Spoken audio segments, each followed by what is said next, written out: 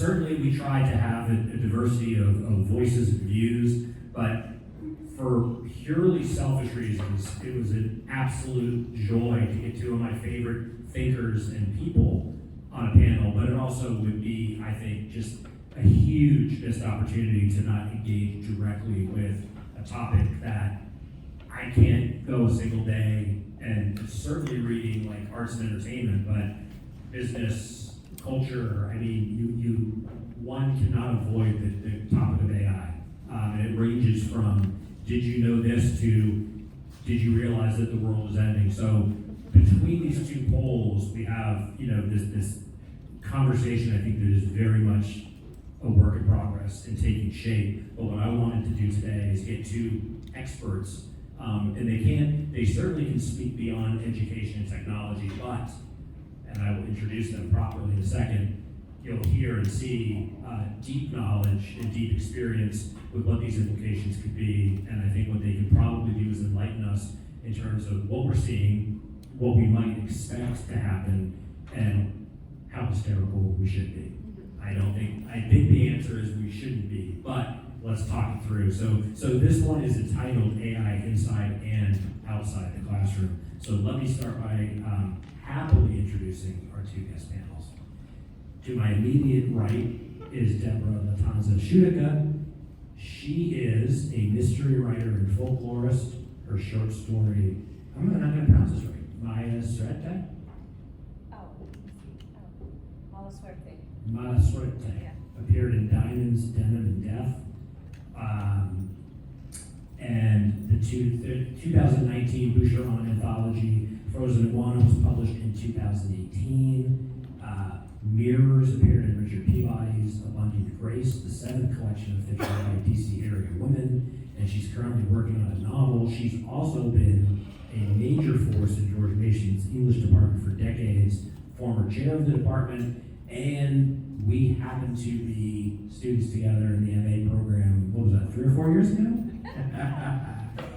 So Deb has always been my go-to for anything and everything as it relates to higher ed, the machinations of higher ed, the good, the bad, the ugly, where the bodies are buried. But it's a tremendous honor to have you here. It's always great to learn from you, so I thank you.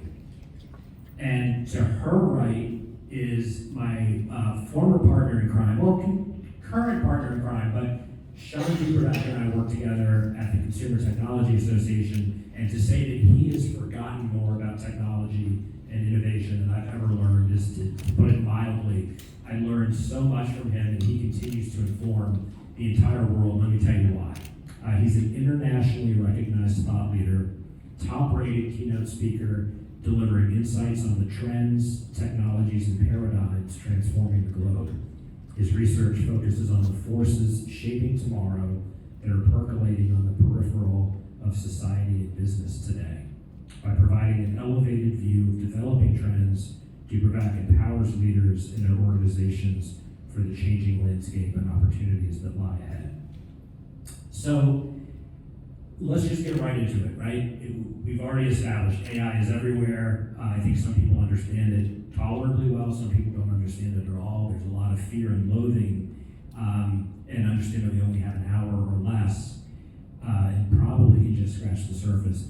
I would say, as of October 2023, each of you can start by saying, what are your feelings on balance about AI? A good thing, a bad thing, is the verdict still out? One good thing, one bad thing about AI. I mean, I think it's important to recognize where we are in the development, that some of these tools have been in the works for decades. I like to say technology moves very slowly until suddenly it doesn't. And we're at that suddenly it doesn't part. Technology has been, and AI in particular, has been developing very slowly until suddenly, quickly, it feels like it's upon us. And I think the piece that has caught people by surprise is the feeling of creativity that is born out of some of these tools. The feeling that it's capable of doing things that it hasn't been able to do before. And so to me, we're at this really interesting inflection point where the interest around AI is very high, which means there's a lot of experimentation going on, there's a lot of exploration going on, and I think in the next, call it 3 to 5 years, we're gonna see a lot of really interesting applications of the tools as we know them. So it's important to recognize that this doesn't begin and end with ChatGPT, and I think the use cases around ChatGPT are narrow, but the use cases that we will see come out of this I think are quite wide, and so I'm excited for those things. I think when we talk about education, the thing that worries me is that we still see school districts that have banned the use of ChatGPT, and I think we can argue about whether that's a good thing or a bad thing, but you know, the genie is out of the bottle, and while there are movements to put the genie back in the bottle, at least to pause the genie for some period, it isn't clear that that's going to happen, and so you know, maybe we stop ChatGPT from school districts so that teachers can catch up to what's happening, and they can rethink their curriculum, and they can redesign their classroom experiences and their homework experiences, but all of that needs to be reconfigured in a world where AI is immediately accessible by everyone. And so I think kind of that's the chaos that we're in right now, is figuring out what do we want people to learn and how do we want them to learn when they have access to these tools. I wrote something for the 1455 magazine that talked about some of these forces, and if you look back in history, we have been fighting against technology tools in creative arts environments from the very beginning. And there was a huge uproar when typewriters were introduced, that they were unfair competition for those who wrote with a pen and a pad, and yet over time we learned how to integrate those into the creative arts and integrate those into other spaces. Certainly at times that technology collided with the way we were doing things and probably displaced a lot of things. It displaced people, it displaced work, it displaced, most importantly, I think, processes. And that's where we see AI coming in right now, is disrupting these processes. So let me pause there. There's certainly more thoughts and things I'll share. Thank you. So as an educator and as a teacher of writing, obviously I think our big fear with AI is that students will use it as a tool or more as a crutch, rather than depending on their own abilities or writing skills. And there's a lot of fear, particularly with the current war on the humanities, that people will look to AI and say, we don't really need to teach writing anymore, because AI can, just basically do these things for us. So, that's one downside. I've got another one that I think is even more important than that, but I'll get back to it in a second. The upside is that AI is a really remarkable tool, and there are lots of applications that are available to teachers, to students, to university professors, that can make our work more interesting and engaging. And one of the things that always happens when there's a new technology that's coming on, I'm just gonna say this, there are students who enroll in college who have absolutely no intention of ever writing a paper. And if those people aren't gonna use ChatGPT, they're going to go to a website, or they'll pay someone to give them a paper, or they'll plagiarize, or they'll have a friend do it. I mean, there are lots of ways that people can be dishonest and cheat. So the problem is, though, is that I think that there are two things, is that if we allow machines to kind of take over human creativity, and I'm playing a lot with AI, asking it to write things, I'm giving it prompts, because I'm a professor, I'm really good at writing prompts. So I get really robust responses from the AI. But that's an important part of being human. And I don't think we want to surrender that to a machine. And this may not have been something you want to talk about or come up, but AI, like all computer models, is heavily biased. It's built by white people, usually people of means, and so algorithms all the way up to AI, they're highly biased. And so their applications are also going to be biased. And one of the things that really worries me is that some of these entry-level applications that are going to be, kind of intersecting with our lives, is that they're going to really disadvantage vulnerable communities in a way that we haven't considered. That's a systemic problem. I'll stop there.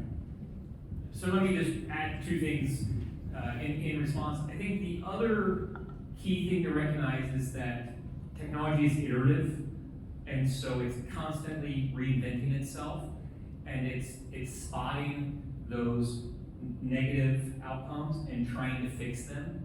I am optimistic by nature, but I also think that technology is optimistic by nature.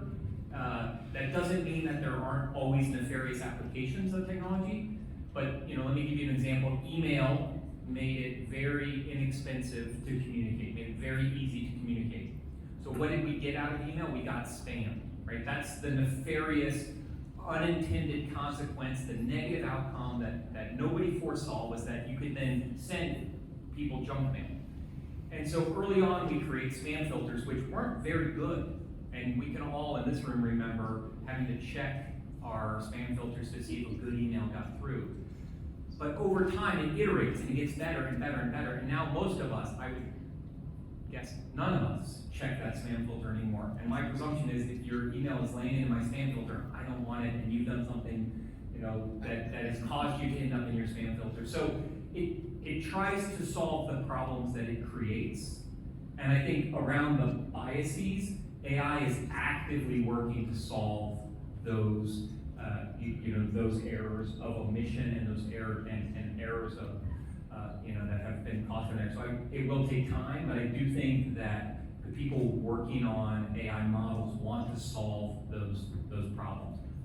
There are other systemic issues that need to be fixed as part of that, but I definitely think that we want to solve the biases. I think your part about certain segments of the population being excluded from this growth is an important one to keep in mind, and I definitely think that's the key thing. And then just finally, I would note that all of these technology shifts happen not just in this vacuum, but they collide with the societal trends that are playing out. So you talk about this war on humanities, which is playing out at a time where we're seeing fewer men go to college, we're seeing fewer people go to college, we have age waves that are causing fewer enrollments of US born. We're helping supplement this by bringing people in from outside the US. But if you just look at US college enrollment, it's declining, it's causing universities to close, and you saw that in August, where a bunch of universities said, we can no longer handle our debt, and we're losing accreditations, and we're closing. And so as colleges go, okay, I have to be financially viable, which departments do I close, which classes do I cancel? I'm gonna move towards revenue producing classes. I'm gonna move towards, and that's why you see so many focusing on 1-year master's programs, terminal master's programs in the business segments, because those are revenue producing departments. So I'll do a finance master's, I'll do a supply chain master's, I'll do all these master's degrees in business. So this AI is happening at a time where you have these other forces playing out, especially in education. And I think it's important to recognize that if we were to fast forward 5 or 6 years from now and we said, look what AI did, it didn't happen in isolation. It happened because there were these other things playing out in society, and those also should be addressed and have to be addressed outside of just what's happening in AI. Just as a follow-up, I would just strongly disagree that AI can fix itself. The problem isn't AI. It's what is being fed into AI, which is always already biased. And that's because most of the people who are working in AI are white, upper middle class, and male.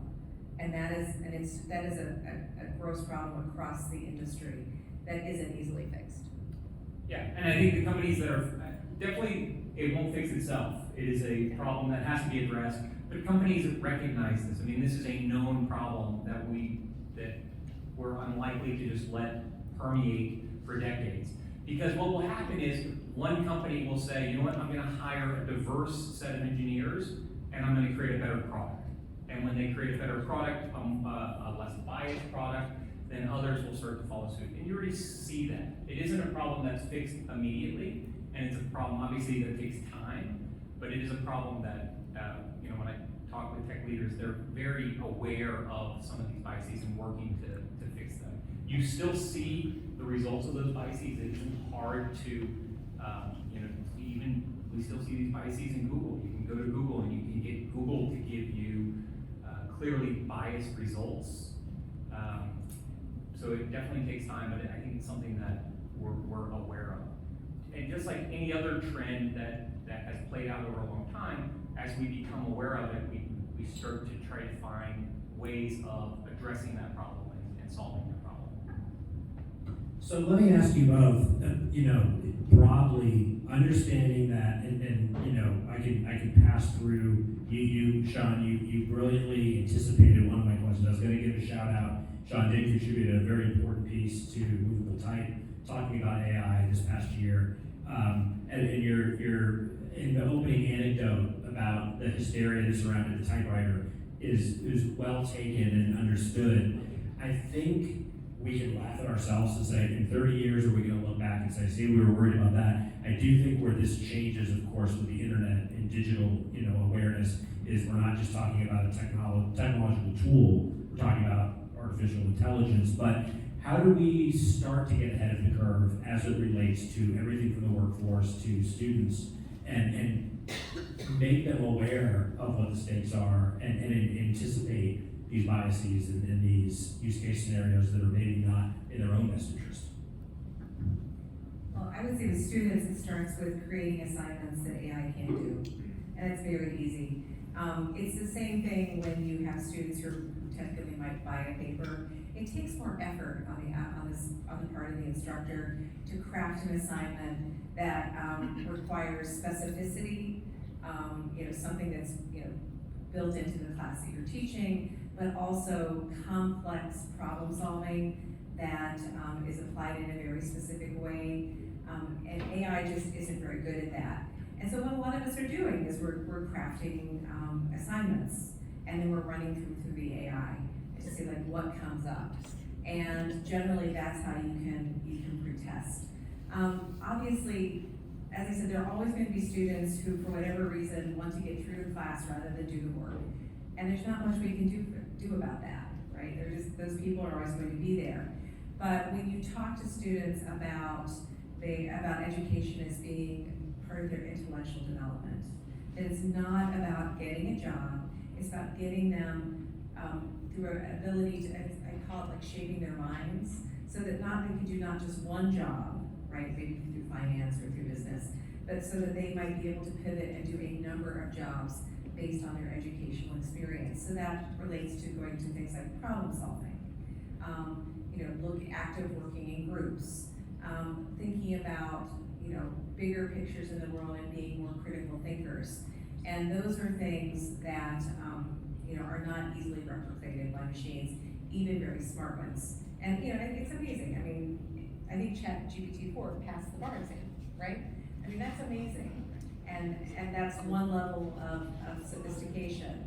But it can't solve some of the toughest problems that we're facing very locally and then globally. And I think that that's basically what we have to remind students, that humans have to be the one to make those decisions. Yeah, I would just echo that. I mean, the ultimate goal of education is to enhance cognitive thought. And so what are the assignments that we can give that drive cognitive thought? And if it used to be you'd read a body of literature and you'd react to that, and that was driving cognitive thought. I think some of it in the future will be taking a look at what ChatGPT puts out or some other AI model puts out, and then driving critical thought around that, debating whether it's accurate, debating how it's worded, looking at its structure. Is it a sound argument? I mean, all of these things still require cognitive thought, and they can be done on books, they can be done on things that are generated by AI models. So I would agree with that. And then I think you're exactly right. It's rethinking the assignments. It's rethinking what that looks like. So K through 12 is going to be different than college and graduate school. K through 12, maybe it's the inverse classroom model. So people are consuming content outside of the classroom, and inside the classroom they're doing assignments where we want them to, maybe it's showing multiple steps, if it's mathematics or other things like that, where they really have to work through not just the answer, but how they got to the answer. So I think there's lots of strategies. It does make it much more stressful, I think, to be a teacher at a time when it's stressful to be a teacher. So I think there's definitely a lot of work that goes into it, because it's no longer just getting the assignment and then grading it. We're to the point where it's very difficult for humans to tell the difference between what's been generated by a computer and what hasn't been generated by a computer. I think we've all read bad copy from computers. I like to point out that it's right now it's very evasive. It's very, it's very enthusiastic about whatever topic you want to write on, and so. But I think again the models will iterate around that and move, and we'll see them evolve and get better. So it's very difficult, and as a result, I think we have to rethink, what we put value on. To me, one of the things I really worry about is that what we see happen with technology when something goes from an expensive resource to an inexpensive resource, we tend to waste it, right? I use email examples where it used to be taxing to send somebody a letter, got emails, and we can send thousands of them. And this is the pattern that plays out everywhere. Image sensors used to be expensive. We had barely one on your phone. The very first iPhone, it wasn't even a very good one. Steve Jobs didn't even really talk about it. And then over time, we put not just one on the back of your phone, but one on the front of your phone. What happens when we do that? We get selfies, right? And you could argue whether that's a good thing or a bad thing, but it changes the use case of the device by the image sensor getting cheap. One could argue that the whole influencer market was a technology shift. It was image sensors going from expensive to inexpensive. We could waste it, put it on our front of the phone, and then we get all these people talking to their phones and selling products and other things like that. So where we are now with predictive models ultimately getting inexpensive is you get an explosion of content. You see Amazon making kind of hollow movements to try to limit this. So now if you're an author, you can only publish 3 books a day. If you're self-publishing on Amazon's, they're recognizing the explosion of AI, and so they're like, okay, we'll guard against that. We'll only let you publish 3 books a day. And all of us who have written books can imagine what a book would look like that you could write 3 of them in a day. So I think the publishing model is going to be under attack. We had this self-publishing model that helped authors find a platform and find channels when they couldn't get through a traditional publisher, but now that's going to be flooded with so much AI content, so much of it that is very bad, and so it's going to be harder to find the signal and the noise of that. It's going to make, we could see a reverse back to traditional publishing models and away from self-publishing models because of this. So there are these other risks that I think we need to guard against, and that gatekeeper becomes more valuable in a world that's exploded. So I'm going to attempt to not be disingenuous. I'm going to do a thought experiment, keeping with the theme of narrative and storytelling, and propose modestly that if, say, ChatGPT had been presented thinking about narrative and marketing as a tool that would help students get a more diverse body of opinions and research, there are ways that this could be spun as being extremely positive. I think part of the problem, from where I stand, having had had one foot very much in the art world, one foot in the business world for a period. One of the things that concerns me is a societal issue of the ugly side of tech and society seems to be this notion of hacking something. How do we get to this shortcut? How do we do this more efficiently? We see how that plays out in the business world. I think that starts to break apart in the artistic world because the assumption of learning an instrument, of learning how to read and then write, and creating original thought, I don't think is in danger of being replaced. But I think we all need to recognize that some of this ugliness comes from this desire to be super efficient and how these tools can be used to shortcut original thought, authentic thinking. So I don't know if that's a question so much as how do we grapple with that and fight back against that the technologies are always going to be out there that are going to be shortcuts, are going to eliminate human thought and human work, but how do we cultivate a world where the original thought is there's a priority on that? So just a couple of thoughts on that.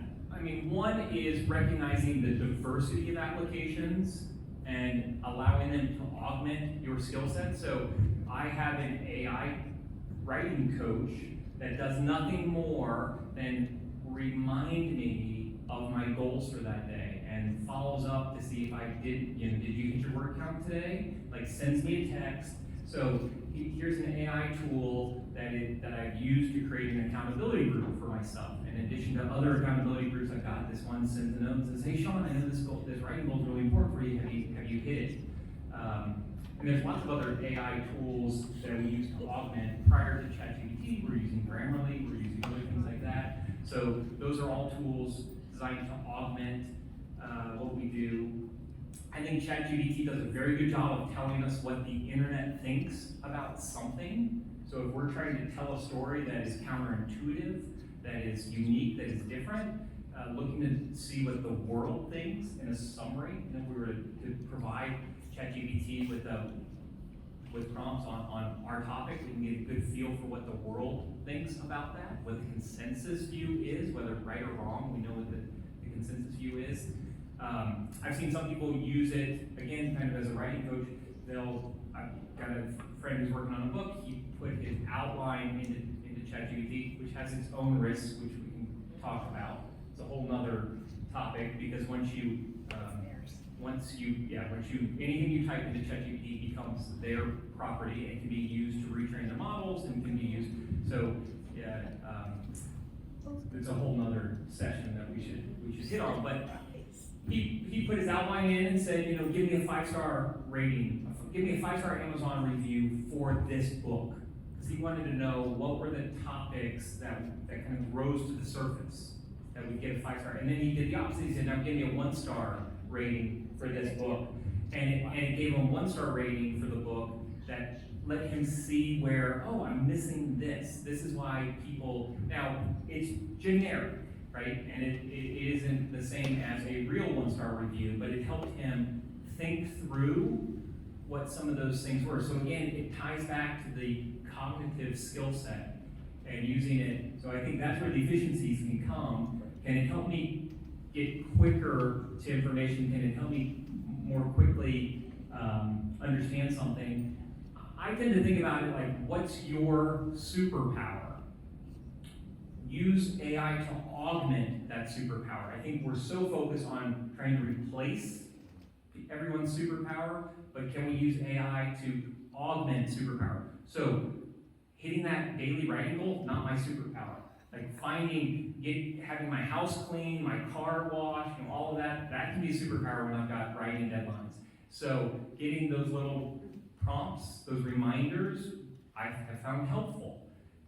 Even though I know it's a computer on the other end, I find it helpful as a reminder. So using, spelling is definitely not my superpower. Using something like Grammarly or other things to sweep through and catch some of those things, helpful. So using the AI models to augment my superpowers and figure out what I'm good at.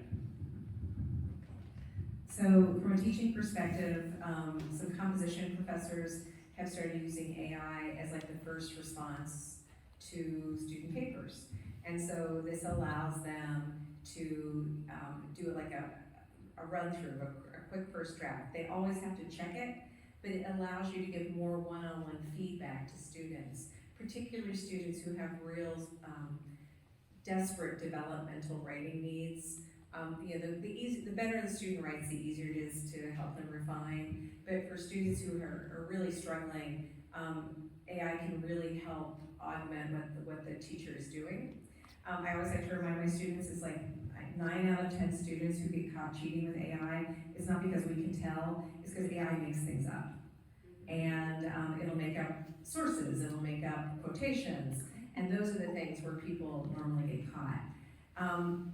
But I think more importantly, what AI can be good for is taking tasks off your plate that are not something that you need to be spending a lot of mental energy on. So like the other day I was writing a paper for a conference and I needed a good title.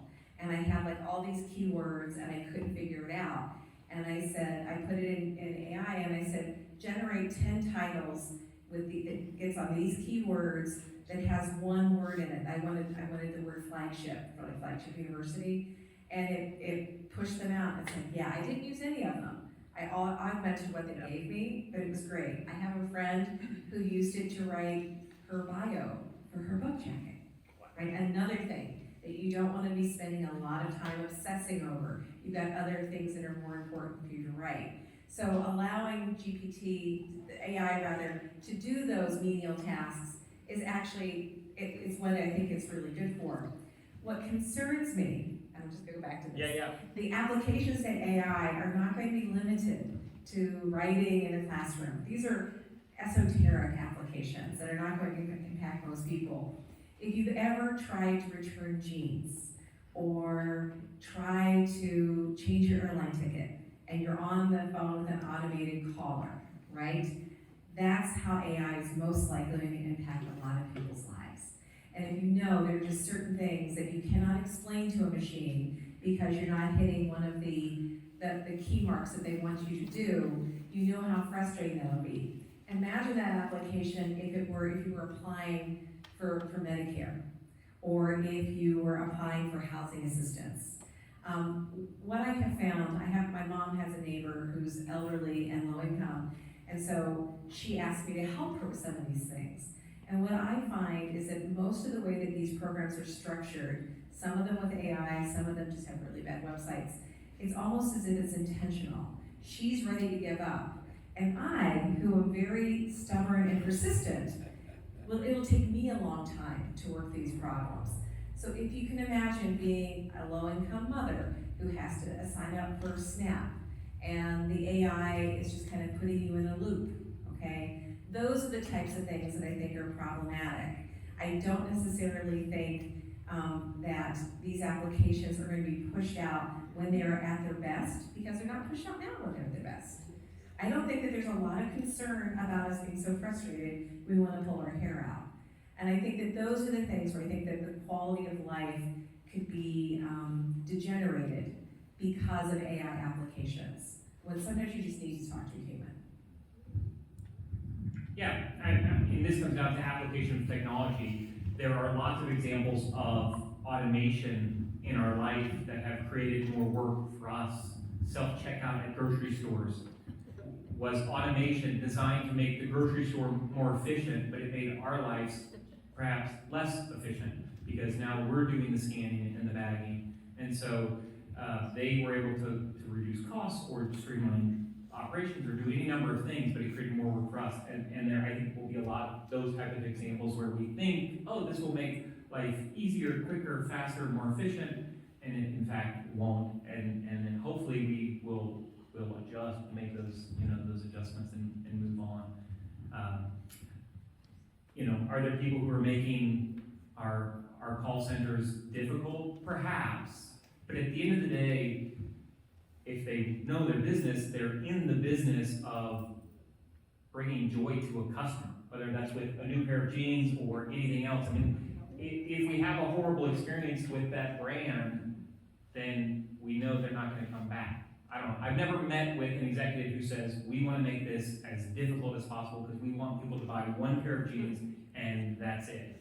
It's about building repeat business. So I'm hopeful that as they think through this technology, they'll see ways of improving the experience. It doesn't mean that it won't be without hiccups, but at the end of the day, I think they want to make it a positive experience within parameters. I mean, we all fly, right? We all know that there are less than optimal experiences with travel, but it's all about small tweaks along the way to try to improve that experience. So just like last time, I want to make sure if there are questions and comments, we can take full advantage of the experts at our disposal. So, any thoughts or questions? Yes, sir. I kind of want to expand on the ethics question, because I think that comes up a lot when it talks about AI and whatnot. I mean, you can't really punish AI, right? For the thing about humans are we have profound consequences to our actions. So, you know, we do something bad, we either get shunned by our in-group or go to jail, or you end up being grounded during prom week. You can't do that with an AI, right? So how do you make sure that AI models, which are like, let's just use natural language models like ChatGPT that are trained on data sets, are policed properly? Who has the right to do so? And how do you make sure that, let's say that you have an in-group that is well represented, let's say it's white male, dominating sort of who decides what the data sets are and how they're policed. How do you make sure that people understand that they have access to other viewpoints and things that might not be brought to the forefront in the AI model? Well, I think that's the question, right? I appreciate your optimism, I really do, but I do not have the confidence that the people that are creating these language models are necessarily as concerned about these things as they could be. And my case in point is in May, when the New York Times busted, like, AI could, cause our mass extinction. I don't think that's gonna be a problem. I really don't. There are problems with AI right now. And what you find is that when people who are working within Google or with OpenAI or, obviously with Twitter, kind of step up and say these things need to be addressed, it's just as often those people get fired from the company as that they're not creating these internal ethical panels. So I'm not optimistic that they're willing to create the problem. And I don't think it has anything to do necessarily with the tech industry in general, but American culture writ large. Because I think that we are at a point in our history where we make all of our decisions on whether or not we believe something generates income. If it generates income, then it's considered good. And I think that's the argument against the humanities. It's like, well, you can't make a living in the humanities. The data don't support that. People who go get humanities degrees go off and have very good careers. It's true, there's a difference between them like at age 22, 24, 28, but when you do long-term studies, when these people hit their 40s, they're actually doing as well as their engineering friends, or they're people like me who got a degree in nursing as an undergraduate and then was so miserable that I went back and retrained myself so that I could, do what I really wanted to do. So I'm not optimistic about that, but I do think that what we need is very strong regulation from the government, the governments writ large, the EU, the United States, etc. And I think that we also need to start demanding more of our corporations. I think when you ask whose responsibility is it, and it falls on, I think, lots of parties. Certainly the government will play a role. I think that becomes clear. What role that is yet to be determined. Europe is kind of just passed their first AI legislation. The US will follow. Certainly the corporations have liability, and so they're working through what that liability looks like. If it goes down to what data they're using to train the models, to how the models are employed, the users of these models have, I think, some responsibility to apply them in ethical ways. So that comes down to, so everybody along the the value chain has a role to play. Certainly, it is a reflection of society, and I think that's where we probably could all use a lot of work Is what more could society do? What are the social norms that we want to reinforce? And I think we've allowed, and that's a much bigger story that's been playing out over decades, is we've changed the social norms that we consider valuable, some in good ways, some in bad ways, and I think we haven't settled that yet. I think your other question you had embedded in there is how do we get insights to non-consensus opinions? And I think that's one of the problems with some of these models is at the end of the day, these are prediction models. They're predicting what word comes next. And what we see with LLMs is that they're getting much better at predicting longer sequences of words. But at the root, it's just predicting, this is the next word that should show up, then this word, then this word, then this word. It's not a database. So that's where the false information comes. And if we were to go to ChatGPT right now and say, tell me about Shawn DuBravac, it will get some things right, but it'll get some things wrong because it's predicting, okay, we know this about Shawn DuBravac. Maybe we don't know that he got a PhD from George Mason, but we know that he has a PhD, and so we'll give him a PhD from Chicago. Or when I've asked, it's like I get a PhD from UCLA one time, and so because it's predicting the pattern, right? What does this tell me? What does the pattern look like? Let me make a prediction, and so that's where we get what we call the hallucinations of that. And so it's providing this consensus, and I think we do need to make sure that we don't rely purely on this consensus, but that we're using it to, and again, I think that falls to the ethics of the user, that okay, this is the consensus. Are there groups within society that have a different perspective? Are there pieces of society that I've been missing? And one could argue that's where the humanities are great, at helping surface those alternative perspectives and those alternative views. This is again where I want to be optimistic about society and believe that there are people within society that care deeply that those alternative perspectives and views receive light and have room to breathe. And I think we've gotten better at that. It hasn't been without its bumps in the road, but I think as a society we have gotten better at that. And so I think that also will get reflected in the technology because the technology reflects, it's a mirror, right, into society. It reflects back everything that we've put into it. Awesome. Are there questions or thoughts, concerns? I have one more to follow up on that. Yeah. Sorry, and I'll stand up so I can actually see all of you because before I did. So in this case, would you say then that because you mentioned, Shawn, the ethics kind of falls on the user.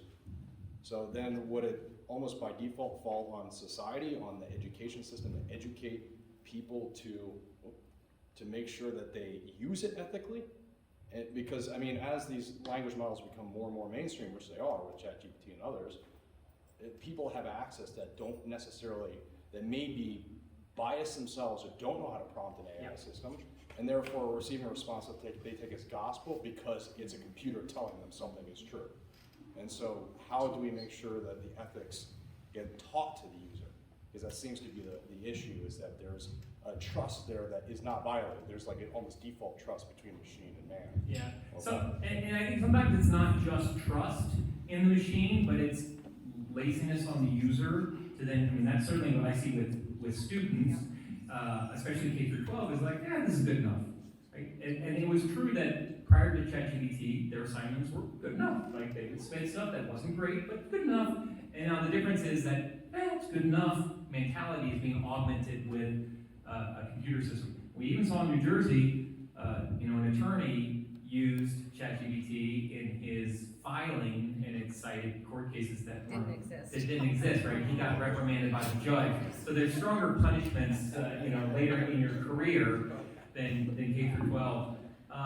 So I do think you raised an important question I think it really impacts K through 12 right now, is what do you do when you have a user that may not yet have the cognitive capabilities, or may not have yet developed the cognitive capabilities, or may not care to develop the cognitive capabilities? And the last one is what I'm most concerned about, is that we have to give those students room to really push them, to really force them to develop cognitive capabilities and kind of ethical parameters and other things like that. So I think that's what I worry about. And I do think, that there's a lot of responsibility on the companies, and they haven't always fulfilled their obligation to society. So one clear example is social media. Like, it is clear as day, all of the research is now clear that social media is detrimental to mental health, especially among teenagers and especially among teenage girls. Clear as day. Part of what happened here, I think, is that in that particular example, Wall Street gravitated towards a metric to measure the value of these corporations, and the metric they gravitated towards was daily active users. And so the platforms built tools to drive daily active users, get people coming back to the site, get people coming back to the site. What do we have to do to create this boomerang effect, people coming back to the site? And so they did that, and as a result, we've seen the negative impact to mental health, and so that relationship has to be unwound. Wall Street has to judge something else. Companies have to come out and say, we're no longer going to report this stat. We're going to build a different product. We're going to use different, approach. So all of this kids have to recognize it, parents have to recognize it. Like, it's going to take everyone to unwind that piece with social media. The same is going to be true with AI. We're going to find, oh, this is really detrimental to this thing. Let's unwind it. And that's going to take, I think this is where you get nervous, is do we have the commitment within society, all aspects of society, to say we're no longer going to do that, even if it drives money, even if it drives revenue. Do we have the power to flip that off? And we're getting there with social media. Like, we are getting better. You are seeing parents become more strict. You're seeing kids become more aware. And I think the companies are recognizing we might, if we're going to lose users, and this is where the money piece works in the other direction. If we're going to lose users to this, we have to do something different. I would say that there's always a responsibility on the part of the people who create the product. So obviously, I feel like it's exactly the same as social media. Should we just let people post whatever they want, whenever they want, even if it, for example, incites violence? I think that's a question we need to ask. I don't have confidence that in the world that we live in here in the United States, that anything other than generating more income is going to be an adequate motivator. If you can think of one thing in our business world where people are motivated something other than by profit, I would love to hear about it. But that's just not the way the system is set up. And the system is very complex, right? People get rewarded. That's why we have CEOs that are making 300 or 400 times what their average employee is making. So I think that it's something that has to be addressed structurally. And I don't think that the companies will get there on their own, because I don't think there's an incentive for them to do that. So car safety, I think, is one example. Like, cars have become clearly more safe, and we're putting a lot of technology in these cars to make them more safe. Some of these are mandated by government. Windshield wipers were ultimately mandated by governments, but they made cars more safe. And they didn't start as a mandate. Rear seat cameras started voluntarily from companies, and then over time became mandated. This was technology we were pouring into cars to make them safer. Does it drive revenue? Perhaps. Over time, people say, okay, I'm going to buy a safer car. But there's a social good that comes out of that, use of that technology. And it wasn't, at first, those are costs that are adding to the cost of the vehicle. It's not clear that they're going to win a market because they've made those safer. Then it becomes a commodity, right? And then it becomes a mandated commodity. So like rear seat cameras now are showing up in every vehicle. But that wasn't the case for the very first one. It was an added feature that they hoped maybe would sell another vehicle, but ultimately it had this externality, this byproduct of creating a safer vehicle. So I think there are examples where companies are trying to do something that's beneficial to the end user. And they hope that the end user will pay for that. I mean, Volvo's entire model was, we'll build a super safe vehicle and that will be our brand, right? Our brand is gonna be super safe vehicle. And so they went to market with that idea. But I think at the end of the day, you know, one could argue that companies are very focused on the next quarter, but they also recognize there is a long game to this. And they're iterating around that. So who is writing the chat programs? Who is it? The companies? Leah, yeah. Well, there are many of them. I mean, you have Google has an AI model, OpenAI. Yeah, so, I think that Meta has one. I think there are like 8 or 10 really big ones. and there's gonna be thousands of them, because ultimately, George Mason will create their own, and they'll say. I don't think so.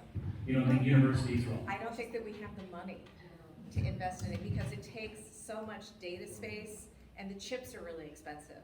So I think that in the United States, the model is companies. Obviously, China is working on it. You know, they're trying to beat us in that matter. But I think that this is one area where universities won't invest because I don't think they're going to have them unless they have third-party partners that can come in with the money. Maybe not today, but we know technology is highly deflationary and the prices go to zero. Like the original New York Times article for the iPhone, $499 or $599, and they talk about how this phone is so expensive it's not going to be for everyone. Ultimately the prices would go down to very low, and then we're able to do it. And just there's a million examples of that. So maybe not today, but certainly every large company is building their own, and they're using their own internally because of this issue where everything you put into ChatGPT, which is an OpenAI product, everything you put into ChatGPT becomes part of the model. So no company wants their internal information, data, insights, all of this as part of the model. So they're building their own internal models that they'll use. So I think there will be hundreds that are publicly facing, and there will be thousands that are privately facing, and maybe it won't be, every university, but Well, it will I be mean, a lot. when they start giving the open source software, like some people have, basically, I think Meta was the most open, and they provide this open source software that they were sharing within this group, and then somebody shared it on 4chan, and then anyone can, you can run it on a cell phone, you can run it on a computer. There'll be small ones too. But I mean, like these huge ones that are like super powerful, that's what I'm talking about. Yeah. Yeah. But the fuel that feeds AI is data, and we're just producing more of that. So as data explodes, the computing power, the computing pricing goes down, computing power becomes more abundant. Like all of this pushes it. What we do today in our smartphone would have never been imaginable in a pocket device for $1,500 30 years ago, 50 years ago. So maybe it doesn't get there in our lifetime, but certainly it gets there. Now, how we use it, whether we use it for the right things or not, those are, I think, still the open questions. But we will get there.